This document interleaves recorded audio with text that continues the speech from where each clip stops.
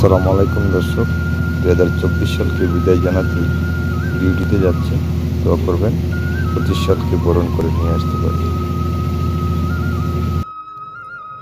এদিক ওদিক ঘুরে ফিরে দেখছি 25 সালটি কেমন যেতে পারে, তাই ঘোরাফেরা করছি। সাথে আমার সাথে আরেকজন আছেন, আমার আরেক ভাই শাহজালাল।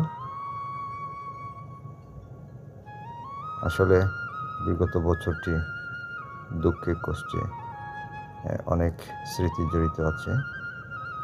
সেই স্মৃতিকে পরিত্রাণ করে 25 সালকে আমরা কিছুক্ষণ পরে বরণ করে নেব।